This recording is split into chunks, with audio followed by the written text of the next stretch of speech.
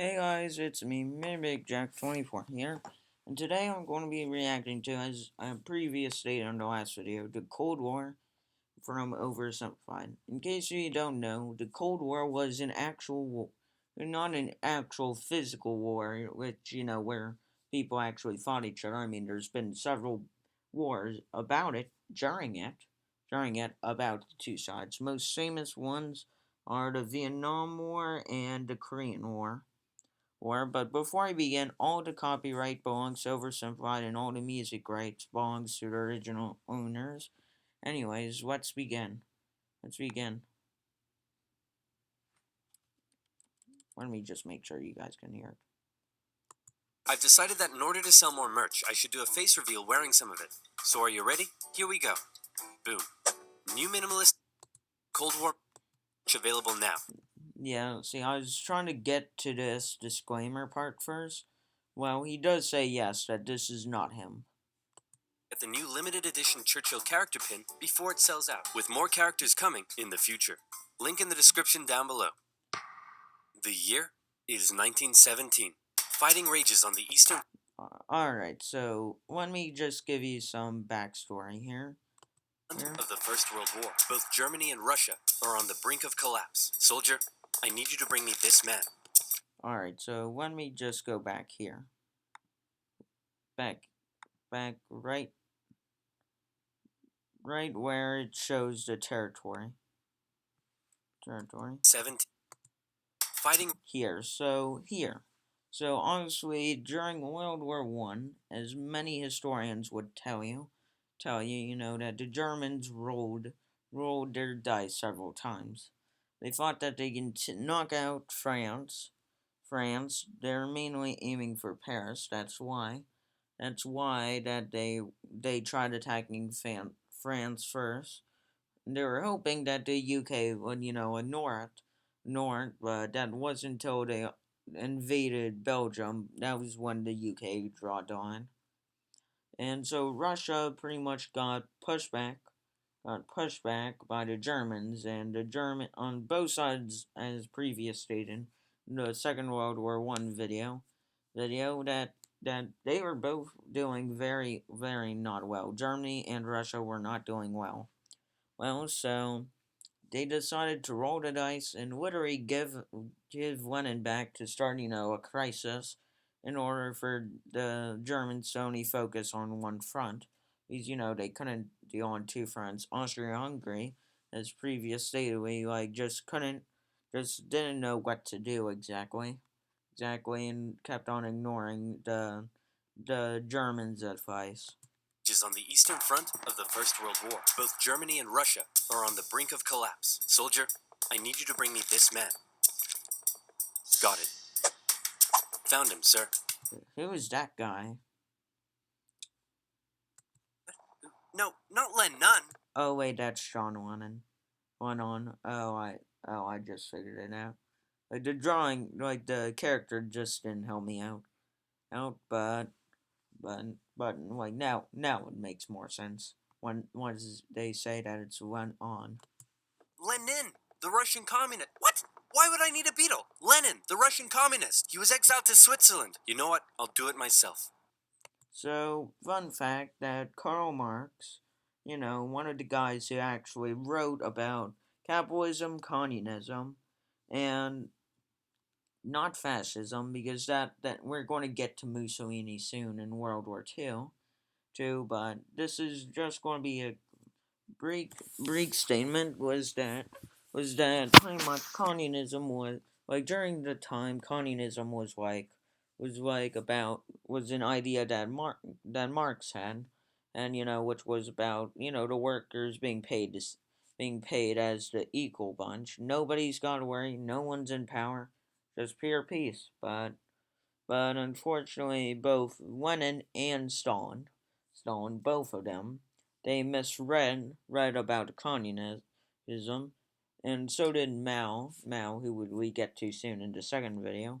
They all thought that someone needed to lead them, so they decided to use their own personal greed, and so they just took it over and created something else. Lenin created something else, else, which was at first was an odd mixture of both is Marx of half of Marx's communism and half of his own different thing. I forgot what it's called, but then Stalin came along and he more kept into a one party system with no one else there and it just went in and out of everything.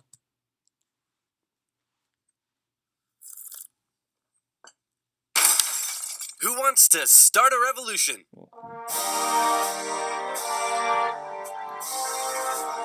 Yeah, unfortunately, yeah, the Cold War was started from this revolution, not intentionally.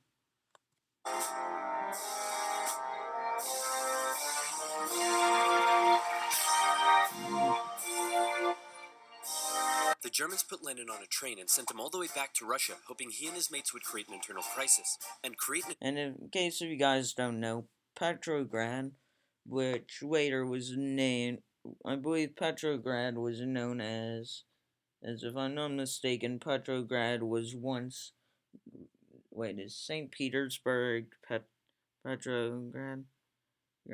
Yeah, I'm pretty sure that Petrograd was once St. Petersburg, because I know that then it became known as Leningrad, and then that later became known as I don't as what do you call it?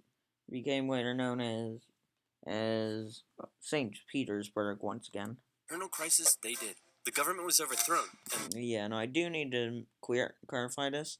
The October Revolution happened before or after October. It's confusing. was in charge. He immediately pulled out of the First World War, made the country communist, started a 3-year-long civil war, got shot, broke the economy, caused a famine, and then he died.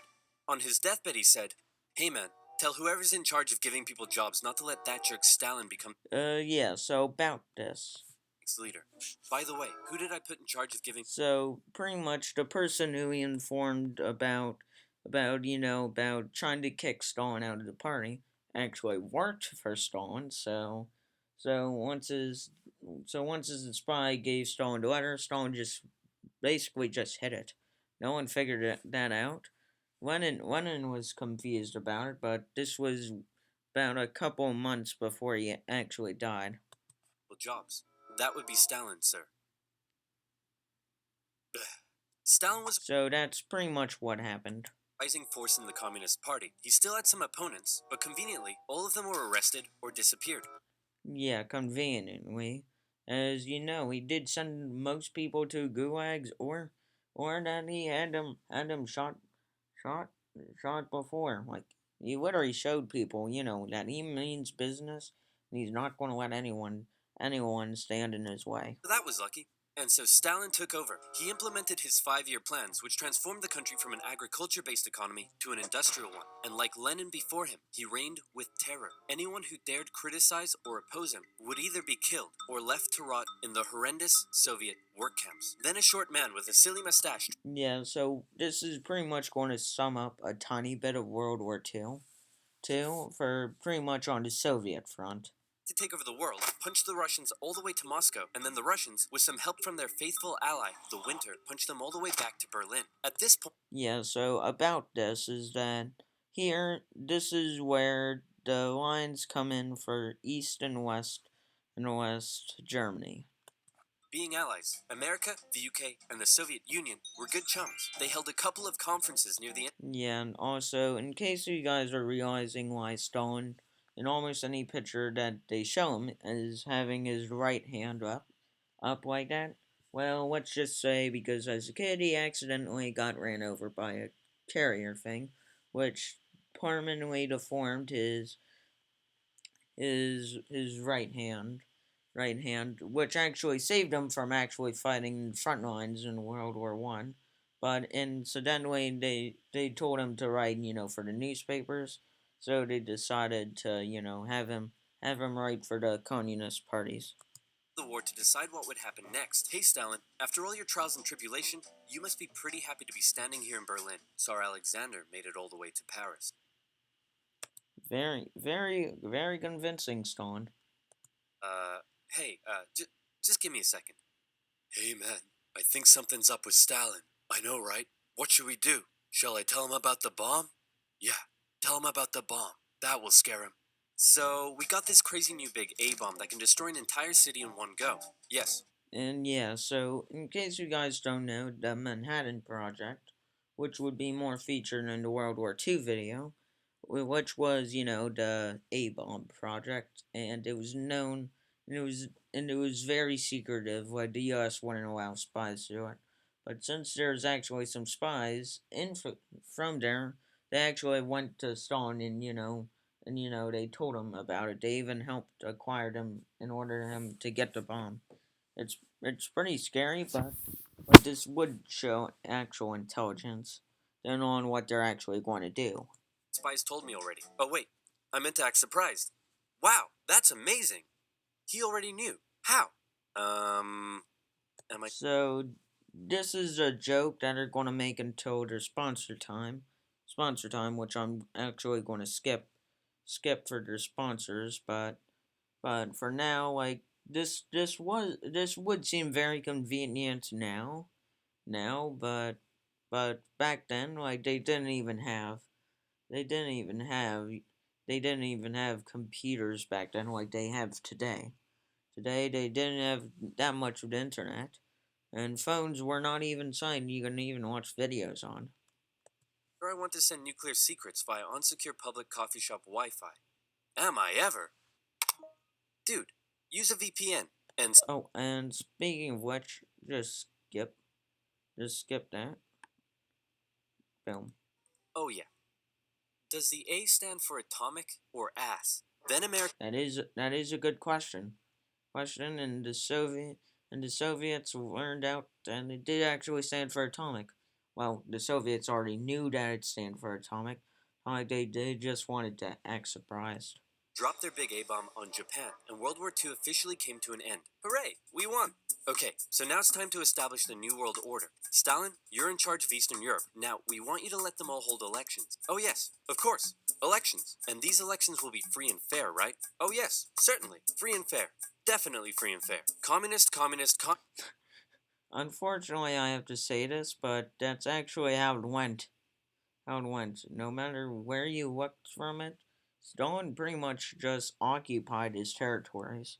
He didn't want to leave them because he made very strong points about Russia being invaded by Germany twice in less than a century due to World War One and World War Two, with Operation Barbarossa, which almost took down the Soviet Union entirely, but I mean, it went in and out of a great standardizing part of actually showing people, that if you mess with us, we're going to push you back harder.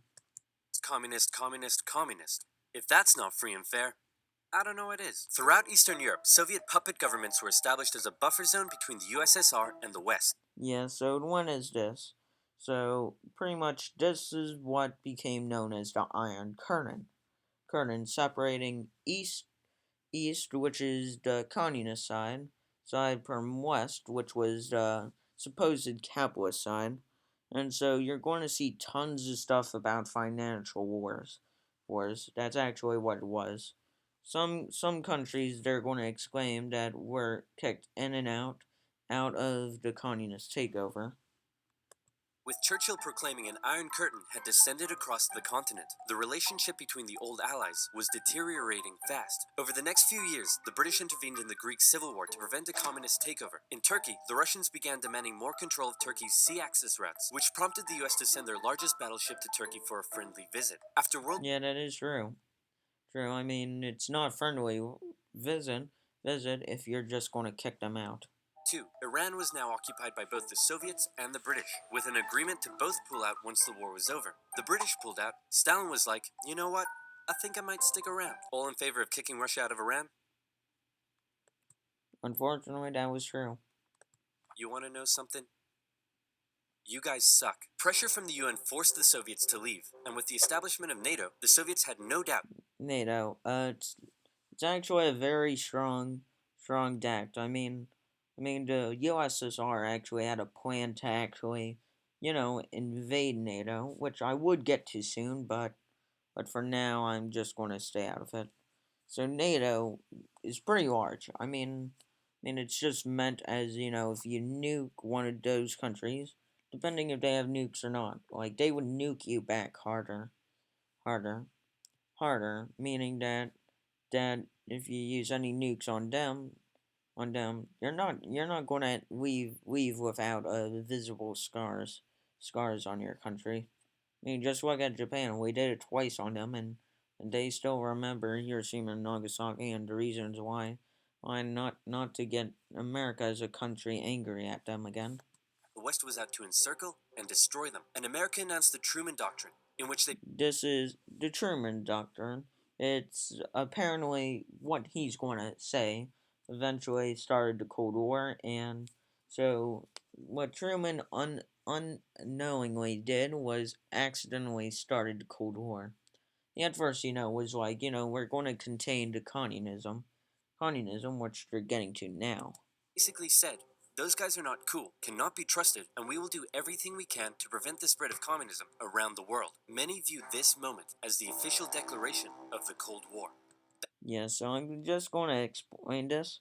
So in the early years of the Cold War, before Russia actually had the bomb, I mean, it was perfectly able, like to invade Russia. Germany made a clear example of that. Finland just reclaimed some of the land that it was stolen from.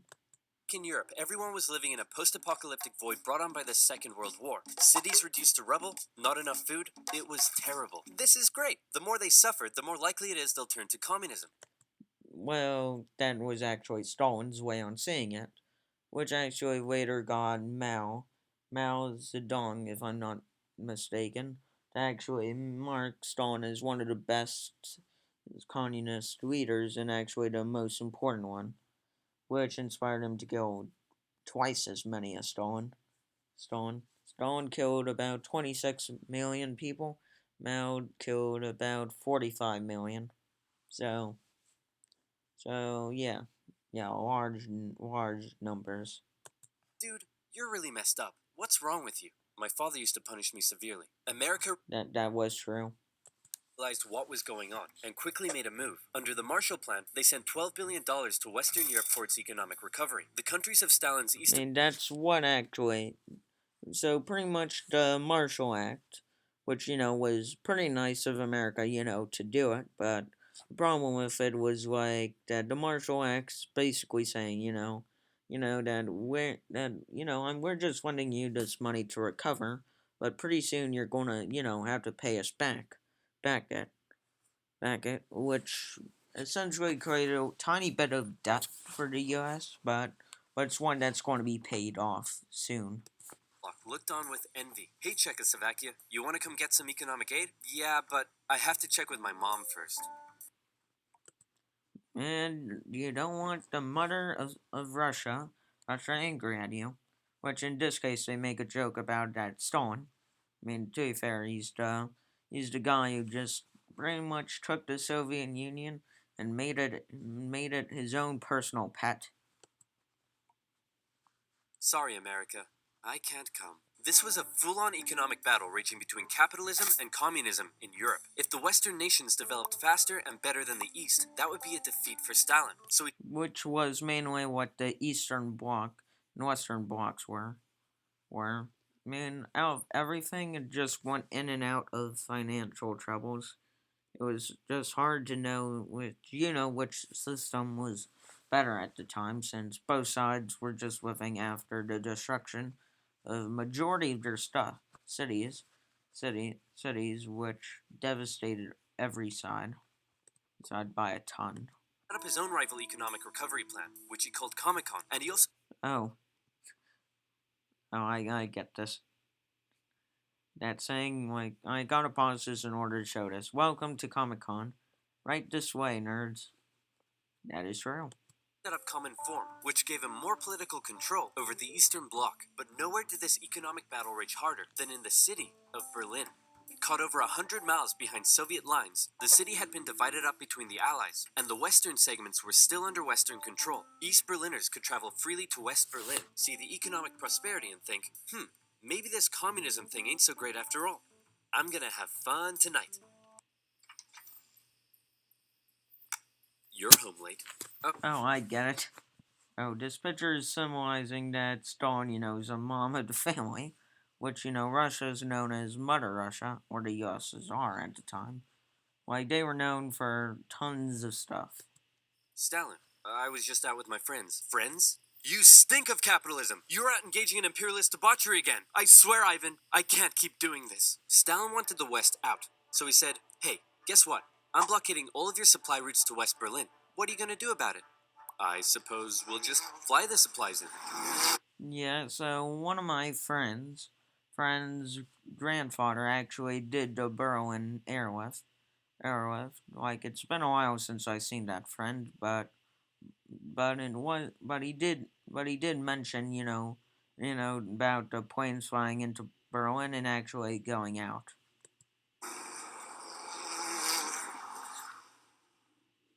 Alright, Truman, you win this round. The Berlin airlift was an incredible undertaking and a major success for the Western Allies, and Stalin ended his blockade of West Berlin. His aggressive actions worried the West, but not as much as this did.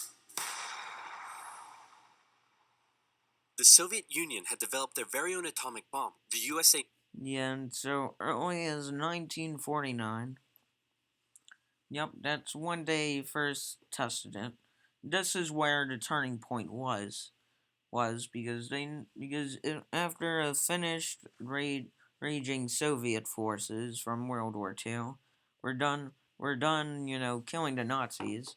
Like, once they got, like, they were still able to be invaded without the threat of nuclear war, but once they acquired the bomb, America just went into a state of what a, what started, being scared.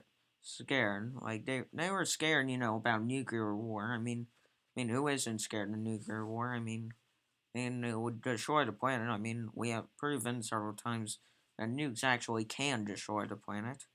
No longer had a nuclear monopoly. The world now knew that if a major war broke out between the two superpowers, it would be more destructive than anyone could imagine. So it was comforting when Stalin came out and said that war between the Soviet Union and the West was unlikely. Oh, wait, inevitable. Yeah, meaning sort of like, eh? Said it was inevitable. Hey, you know who I haven't checked in on in a while? My good friend China. Whoop. So, I'm just gonna explain this real quick.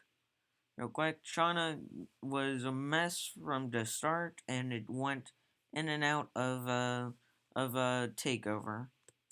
What happened to you? What happened to them was a full-blown civil war that had been going on since 1927. The People's Liberation Army, under the leadership of Mao Zedong, successfully Out of Hitler and Stalin and Mao was the one who killed more people.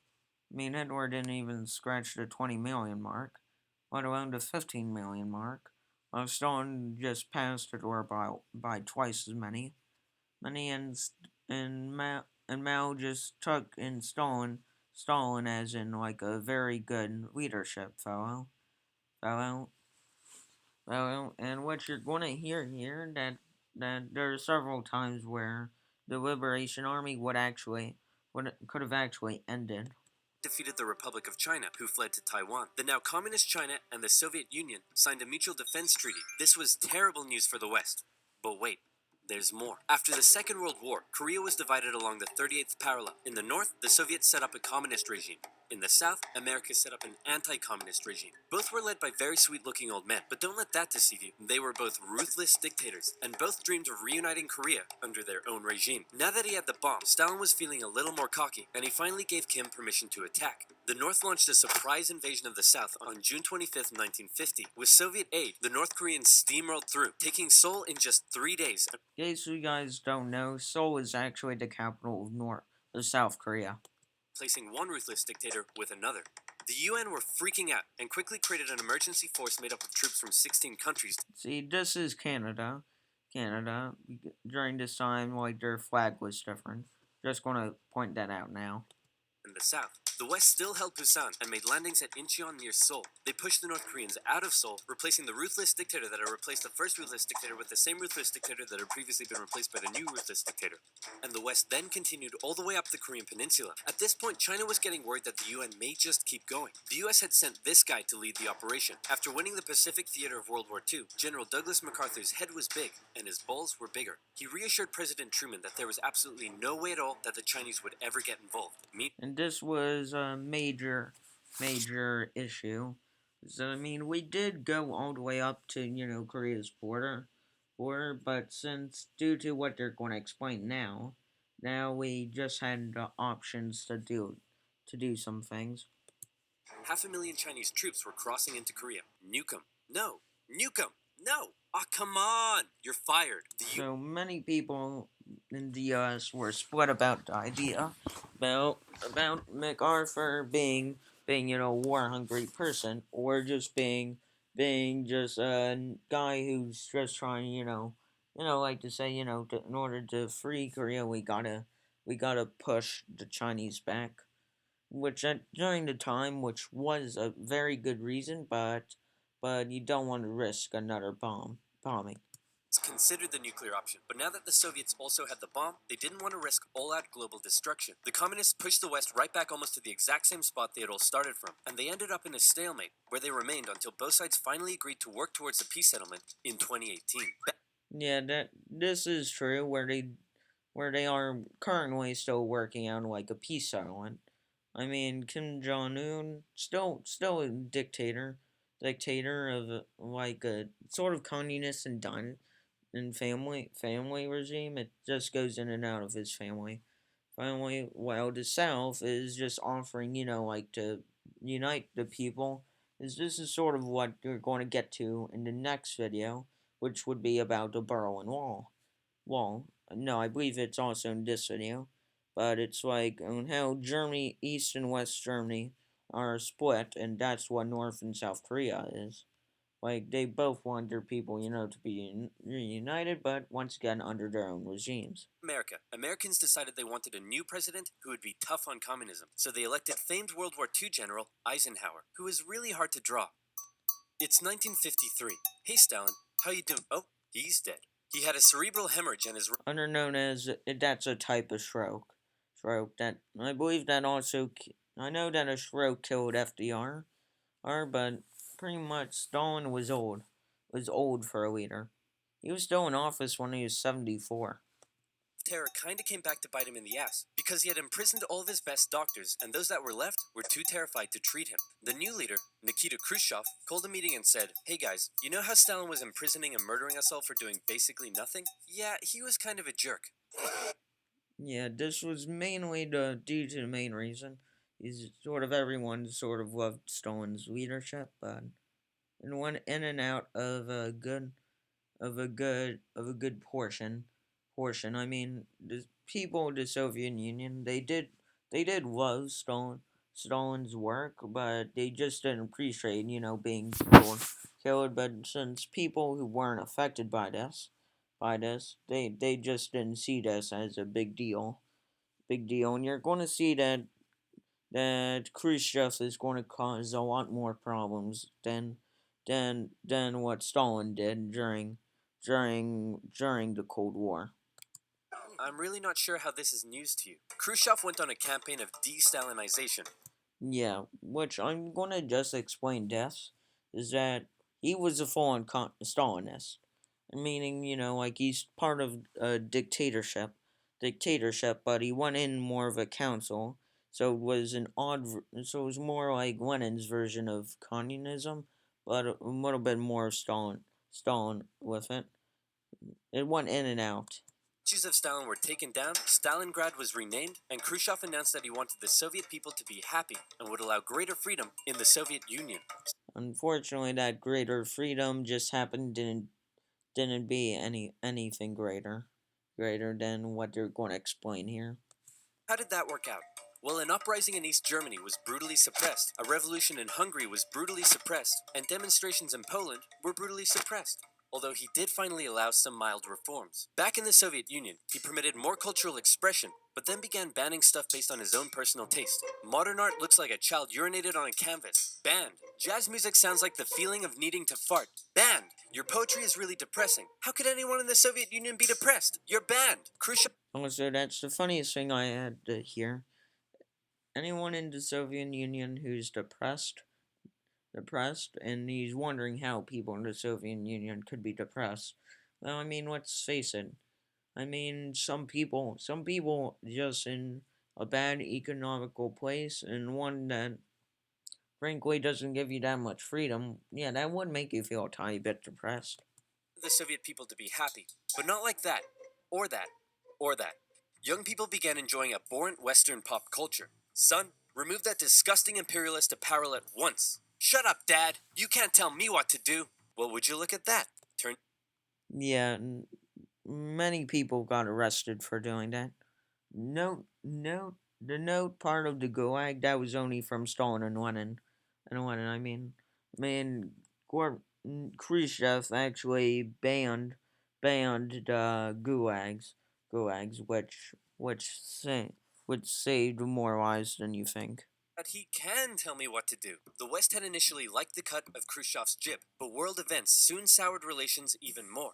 The two sides were spying on each other a whole lot throughout the Cold War. The KGB had spies and informants in nearly every aspect of Western life and government, so much so that whenever the US tried to send spies into the Soviet Union, the KGB were usually ready to arrest them on the spot. Members of the Manhattan Project aided the Soviet Union in acquiring the bomb. Some American As I said earlier, officials believed they were on the wrong side. I'll sell you 3 secrets for $5 million.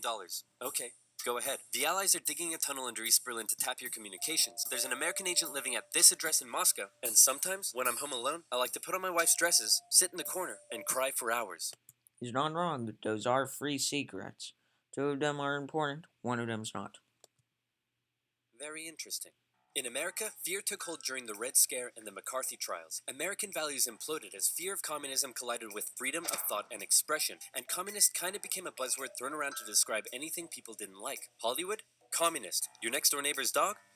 Sort of true. Communist. When the grocery store cashier asks if you need a bag when you clearly can't carry 10 tubs of baconaise in your hands, communist. But one area in particular where the US had an edge over the Soviet Union was in its espionage technology. In particular, U-2 spy planes flew across Russia carrying out surveillance from the skies. There was a nasty incident in 1960 though, when one was shot down and Khrushchev was furious. Who the hell is this? He's a high-altitude weather enthusiast who flew off course. Okay, that sounds plausible. Wait. So I'm just going to explain this.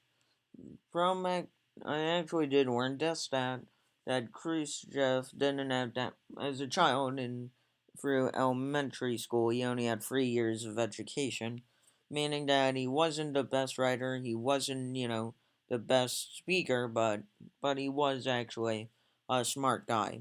Smart guy. That's how he became more into power. Power.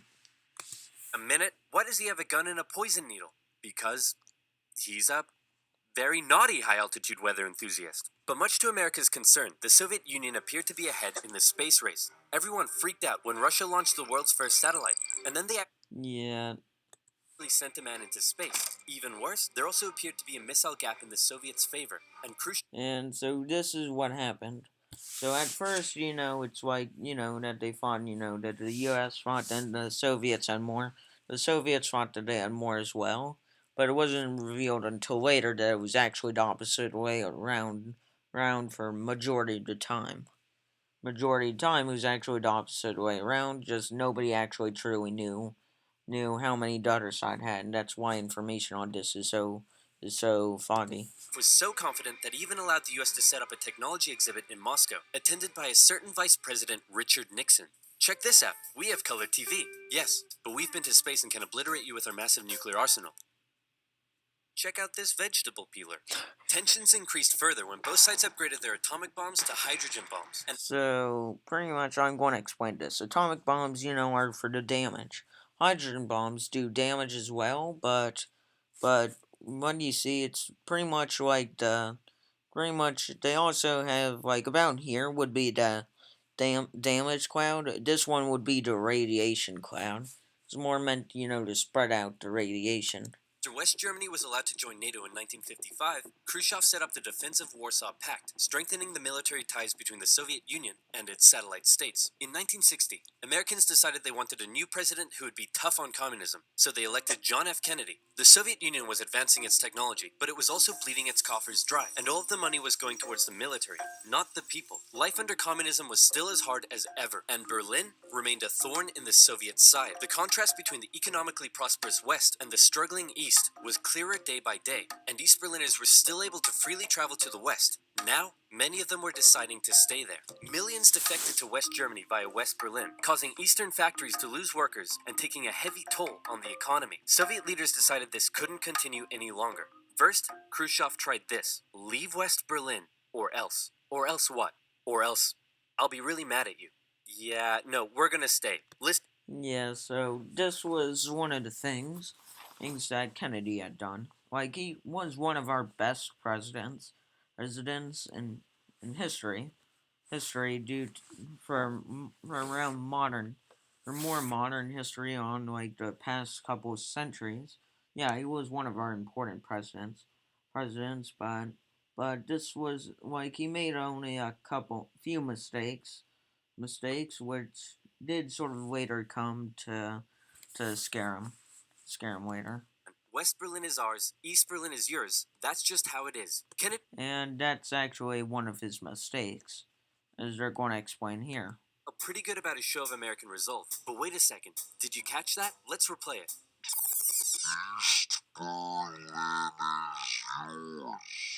Uh-oh, Kennedy just told Khrushchev that the USA wouldn't interfere in what the Soviets did with their section of Berlin, so Khrushchev came up with a new idea. We're gonna build a wall, and it's gonna be a big, beautiful wall, and it's gonna keep out all the Mexicans. Oh my goodness, this is totally Trump. So it's gonna keep in these Berliners. Oh, sorry, it's gonna keep in all the Mexicans. Yeah, this is confusing. How does the USSR even get Mexican immigrants? Like, I understand through a couple things, but it's not pretty much.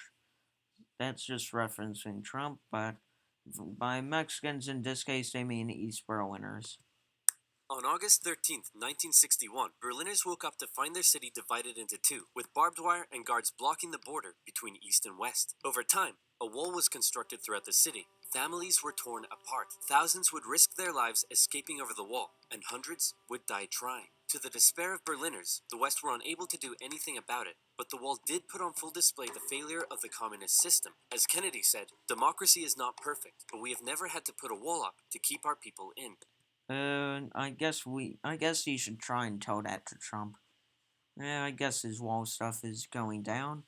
Well, but if you told that him during the campaign, I bet Hillary would have won by a long range. As part of the agreement between the two sides, US diplomats were still allowed to travel to East Berlin, but suddenly, East Berlin crossing guards started giving them the business, and Kennedy was like, nah. In October, the US rolled tanks up to the crossing point at Checkpoint Charlie as a show of strength. The Soviets did the same, and the two were in a standoff. They stayed. This was one of the most heated moments out of the whole entire war, because you have tanks, I don't know, inches of feet away from each other, meaning that, the cannons are not that far, and, if any of the tanks decide to shoot, that means the war officially started.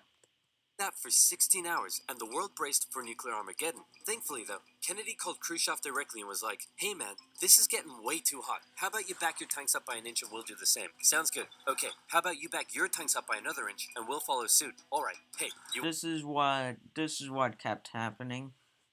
I think this is eventually what got Kennedy, out of a couple of situations for war. Both of them were more diplomatic. They wanted, like, to have their own regimes, but they wanted, to say, like, they didn't want full war, since they both know that the dramas that, war that wouldn't be good for them. Do another inch, and they both very slowly inched away from the apocalypse. Phew, let's hope that's the biggest crisis of my presidency.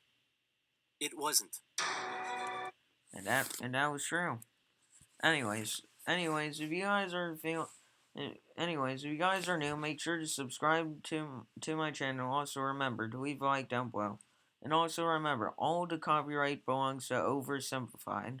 And also make sure to go and check out Oversimplified's original video in case you guys want to actually see it without me reacting to it. Anyways, I'll post this up today. But anyway, see you guys later. Goodbye.